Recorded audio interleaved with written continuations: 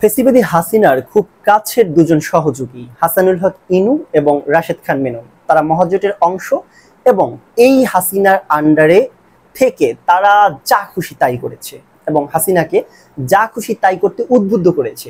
সর্বশেষ যদি আপনাকে মনে করিয়ে দিতে চাই, সংসদে তারা গণভবনে তারা মিটিং এর আয়োজন করলেন, ছাত্রদেরকে দেখা মাত্র গুলি করার নির্দেশ এরকমের যা যা করার এবং জামায়াতকে নিষিদ্ধ করার ব্যাপারে যে মিটিংটা হলো, সেখানে কিন্তু তারা প্রবলভাবে হাসিনার শাসনকে সমর্থন দিয়েছে এবং গুলি করে ছাত্রদেরকে মেরে হত্যা করে এইটাকে কি বলে ছাত্রলীগ যুবলীগকে রাস্তায় নামিয়ে যা তা করার পারমিট সেখানে কিন্তু হাসানুল হক ইনু এবং এই রাশেদ খান মেনন কোনোভাবেই এইসব ঘটনার তীব্র নিন্দা জানায় নাই। হাসিনার মতোই কিন্তু কান্নাকাটি করেছে মেট্রো রেল নিয়ে, জঙ্গিরা তাণ্ডব চালাচ্ছে এবং স্বাধীনতা বিরোধী চক্র মাথাচাড়া দিয়ে উঠছে, এইসব কথাই কিন্তু তারা পূর্বেকার মতো বলেছে।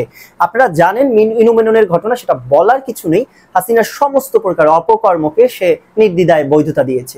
মাঝে মধ্যে যখন ভাগবাটোয়ারায় সমস্যা হয়েছে তখন ইনু দেখতাম বিরোধিতা করে, মেননও করে। মেনন তো একবার নির্বাচন নিয়ে বলেই ছিল যে আমি সাক্ষ্য দিচ্ছি যে এই নির্বাচন সঠিক হয় না, এখানে ভোট ডাকাতি হয়েছে। পরবর্তীতে হয়তো ভাগবাটোয়ারা মিল হয়ে গেছে অথবা হাসিনা তাকে কোনো চাপ দিয়েছে, সেই চাপ দেওয়ার তো কোনো কথা নেই, এরা তো সেটা ভাগবাটোয়ারার অংশ, কোথাও কম পড়েছে হয়তো সেখানে মিলমিশ হয় নাই। পরবর্তীতে যখন আবার আপোষ হয়ে গেছে তারপর কিন্তু সেই বক্তব্য সে উইথড্র করেছে। এটাই তো হাসানুল হক ইনু আর রাশেদ খান মেননের পরিচয় আমাদের সামনে, তাই না? তো এই দুই ব্যক্তি গ্রেফতার হওয়ার পর তারা যেইভাবে গণমানুষের বিপক্ষে দাঁড়িয়ে হাসিনার সহযোগী হয়েছিল, গ্রেপ্তার পরবর্তী তাদের আদালতে ওঠানোর পর বিগত সময় যেই সব ঘৃণিত আসামিরা আদালতে উঠেছেন তাদের সাথে যেই ব্যবহার হয়েছে তেমনটাই হবে। শামসুদ্দিন চৌধুরী মানিকের বেলায় আমরা দেখেছি, সালমান এফ রহমান, আনিসুল হক এবং দীপু মনির ব্যাপারেও কিন্তু আমরা একই ঘটনা দেখেছি। আদালতে আইনজীবীরা তাদের উপরে ক্ষিপ্ত হয় এবং শারীরিকভাবেও তাদেরকে আঘাত করার চেষ্টা করে। ইনুর ব্যাপারেও যেটা ঘটেছে, মেননের ব্যাপারে যে তাদেরকে জুতো নিক্ষেপ করেছে, ডিম নিক্ষেপ করেছে, এটা হয়। আমরা এই ঘটনার তীব্র নিন্দা এর আগেও জানিয়েছি, যেটা আসলে হওয়া উচিত না। কারণ এই ধরনের বিচার কাঠামো, আদালত চত্বরে মারার ঘটনা, রক্তাক্ত করার ঘটনা, এটা সাংবাদিক মাহমুদুর রহমানকে করে দেখিয়েছিল ছাত্রলীগ চরম পর্যায়ে। এর আগে আমি আসলে এইভাবে দেখিনি। আর একটা ঘটনা যদি আমি উল্লেখ করি, সেটা হচ্ছে শুক্রঞ্জন বালিকে আদালত চত্বর থেকে গুম করা এবং তাকে ভারতের একটা কারাগার থেকে আবিষ্কার করা। এটা হচ্ছে মাওলানা সাঈদীর মামলাকে কেন্দ্র করে সরকারি পক্ষ তারা চাচ্ছিল চাপ দিয়ে সাঈদীর বিপক্ষে একটা বয়ান, সাঈদীর বিপক্ষে একটা সাক্ষী আদায় করা শুক্রঞ্জন বালির কাছ থেকে। উনি দিতে রাজি হচ্ছিলেন না। ঘটনাচক্রে আমরা দেখতে পেলাম পরবর্তীতে ওনার ভাগ্যে কি ঘটেছিল। উনি যখন সেখান থেকে বাংলাদেশে আসলেন তারপরেও কিন্তু এই কথাগুলো অকপটে বলেছেন। তো বিচার ব্যবস্থাকে প্রভাবিত করে যা ইচ্ছে তাই নিজের হাসিনার ইচ্ছা মতো রায় বের করা, এরকম একটা বিচার আমরা দেখেছি। এই ধরনের আদালতে যে বিচারপতি, মানিকের মতো বিচারপতি দিয়ে এইসব কিন্তু করেছেন।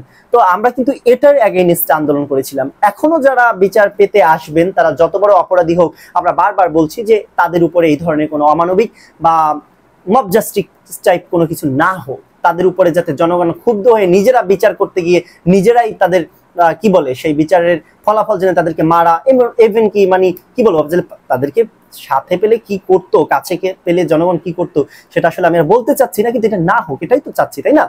তো এখন তাদেরকে যে মামলায় আদালতে রিমান্ড দেওয়া হলো, সেই মামলাগুলো বিগত দিনের ঘটনার সাথে মিল পাল কিনা সেটাই আমি জাগো নিউজ থেকে আপনাদেরকে পড়ে শোনাচ্ছি।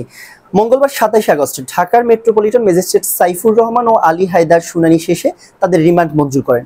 মেননকে রাজধানীর আদাবর থানায় দায়ের হওয়া পোশাক কর্মী রুবেল হত্যা মামলা এবং ইনুকে নিউ মার্কেট থানা এলাকায় ব্যবসায়ী আব্দুল ওয়াদুদকে গুলি করে হত্যার মামলায় রিমান্ডে নেওয়া হয়েছে। এদিন মেননকে 5 দিনের রিমান্ড শেষে আদালতে হাজির করেছিল পুলিশ। এর পরবর্তীতে আবার 6 দিনের রিমান্ড দেওয়া হয়, ইনুকে দেওয়া হয় 7 দিনের। ঘটনাগুলো মনে হচ্ছে না মানে এই দুইটা মামলার সাথে ওনারা সম্পৃক্ত কি সম্পৃক্ত না সেই ব্যাপারে আমি বলতে চাচ্ছি না, তদন্তের পরে সেটা দেখা যাবে, কিন্তু কিছুটা যেন সিমিলার মনে হচ্ছে। ওনাদের তো এই মামলায় এই মুহূর্তে রিমান্ড দিয়ে যা তা অবস্থা করবে সেটা আমরা চাচ্ছি না। আমরা চাচ্ছি ইনু মেননের মতো এই ধরনের আরো যে সমস্ত লোক, আমরা শুনতে পেরেছি যে সেনাবাহিনীর কাছে প্রায় 626 জনের মতো কম বেশি এরা আশ্রয় নিয়েছে, তার মধ্যে প্রায় 515 জনের মতো পুলিশ, বাকিরা রাজনৈতিক নেতারা, তারা আশ্রয় নিয়েছেন। তারা কোথায়? তারাও তো এই অপরাধের অপরাধী। বাইতুল মোকাররমের ইমাম সাহেব পর্যন্ত পালিয়ে গেছেন। কেন পালিয়েছেন? তারা কি অপরাধ করেছেন? এই কথা স্পষ্ট। হাসিনার সরকারকে এবং হাসিনার এই ফ্যাসিবাদী শাসনকে, তার অত্যাচার, নির্যাতন, জুলুমকে স্থায়িত্ব দেওয়ার জন্য তারা প্রেরণা জুগিয়েছে এবং কেউ প্রত্যক্ষ পরোক্ষভাবে সহযোগিতা করছে। তারাই কিন্তু পালাচ্ছিল। এই যে বিচারপতি মানিক কি বললো, পালাচ্ছেন কেন জিজ্ঞেসে উত্তর দিল উনি যে উনি পালাচ্ছেন প্রশাসনের ভয়ে। কেন? উনি কি অপরাধ করেছেন তার কাছ থেকে জিজ্ঞেস করে অবশ্যই সেটা শুনতে হবে। একই সাথে এই ঘটনাতে স্পষ্ট প্রমাণিত এরা হাসিনা শাসনের জাজল্যমান এবং প্রকাশ্যে মানে কি বলবো, এরা যে কিভাবে এদেরকে সাপোর্ট দিয়েছে, কতটা ঔদ্ধত্য তারা প্রকাশ করেছে, মানে তাদের উপরে আর কেউ নেই, হাসিনাকে কেউ ক্ষমতা থেকে নামাতে পারবে না, এইসব কিন্তু তারা করে বেরিয়েছে। অতএব হাসিনার শাসনকে দীর্ঘায়িত করার জন্য যেই পাপ তারা করেছে তার বিচার হওয়া দরকার। এই জন্য আমাদের আদালত, আমাদের আইন যদি না তাদেরকে বিচার করতে পারে, অবশ্যই নতুন করে আইন তৈরি করা হোক, ট্রাইব্যুনাল তৈরি করা হোক এবং সেটা আন্তর্জাতিক মান রাখা হোক, যেখানে সেই বিচার নিয়ে কোনো প্রশ্ন না ওঠে যে তাদের সঠিক বিচার হয় নাই।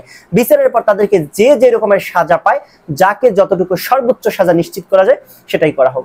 সেটা না করে যখন এই ধরনের ঘটনা হয়, তখন আসলে এক ধরনের উচ্ছ্বাস ওই আদালত চত্বরে করতে পারেন আইনজীবীরা বা কোনো সাধারণ মানুষ, সেই উচ্ছ্বাস প্রকাশ করে তাদেরকে 2-4টা চট থাপ্পড় কিলঘুষি দিতে পারেন। এটা তো অবশ্যই ঠিক না, কিন্তু এর দ্বারা তো তাদেরকে সঠিক বিচার করা হলো না, যার কারণে হাসানুল হক ইনু সহ রাশেদ খান মেনন এবং তাদের মতো যারা সাংবাদিক ফারজানার উপরা তারা যে অপরাধ করেছেন, সেই অপরাধের মাপকাঠিতে তাদের বিচার করা হোক। সেইটা যদি না হয় তাহলে অবশ্যই আমরা বলতে পারি তাদের প্রতি সঠিক বিচার হচ্ছে না। সঠিক বিচারের মানে হচ্ছে আপনি যতটুকু অপরাধ করছেন তার সাজা। বেঠিক বিচার আমি বলতে চাচ্ছি এই মুহূর্তে যে বিচার কার্য বা যেই অভিযোগের ভিত্তিতে ইনু মেননকে রিমান্ড দেওয়া হচ্ছে, হ্যাঁ হতে পারে, আমি তো আবারও বলছি এই অভিযোগে অভিযুক্ত তারা হয়েছেন, তার সাথে তাদের সম্পৃক্ততা থাকতে পারে, কিন্তু প্যাটার্নটা যেন কেন মনে হচ্ছে একটা রাজনৈতিক হয়রানিটাই। আসল যে তাদের অপরাধ, বাংলাদেশের রাষ্ট্র ব্যবস্থাকে তারা ধ্বংস করার দেওয়ার জন্য হাসিনার মতো একটা কর্তৃত্ববাদী সরকারকে ভোট ডাকাতি, ভোট চুরি এবং ভোটহীনতার নির্বাচনে 3টা নির্বাচনের পর ক্ষমতায় রেখেছেন এবং সমর্থন দিয়ে গেছেন, সেটার বিচারটা খুব জরুরি। আওয়ামী লীগের এই ফ্যাসিবাদী শাসনের আমলে তাদের সাথে যারা সরকারে ছিলেন এবং সরকারের সুবিধাভোগী ছিলেন, ব্যবসায়ীরা যারা ছিলেন, শ্রমিক নেতারাও যারা ছিলেন, শ্রমিক নেতার নামে বিভিন্ন ফেডারেশন, আমি বলতে চাচ্ছি শাহজাহান খানের মতো লোকজন, তারা যারা এই পরিবহন শ্রমিকের নামে, তারপরে আপনার এই আমাদের মিডিয়া কর্মী, এই যে নাম কি ফেরদৌস, তারপরে হচ্ছে রিয়াজ, এদের মতো যারা যারা আছেন কালপ্রিট, যারা এই ফেসিবাদকে অ্যাম্বাসেডিং করার জন্য নিজেদের জান যৌবন সব বিলিয়ে দিয়েছেন, প্রত্যেককে ধরাও। রোকেয়া প্রাচী এখন আবার কান্না করতে আসেন কান্না করুক, কিন্তু এদেরকে খুঁজে দেখা হোক যে এরা কোন কোন জায়গায় কোন কোন অপকর্ম করে হাসিনার এই ফেসিবাদী খুন, গুম, হত্যা, ধর্ষণ এই সবের ব্যাপারে সহযোগিতা করেছেন, এবং সহযোগী হিসেবে যার যতটুকু প্রাপ্য শাস্তি ততটুকু নিশ্চিত করা হোক এবং প্রত্যেকের প্রতি ইনসাফের সাথে এই বিচার নিশ্চিত করা হোক।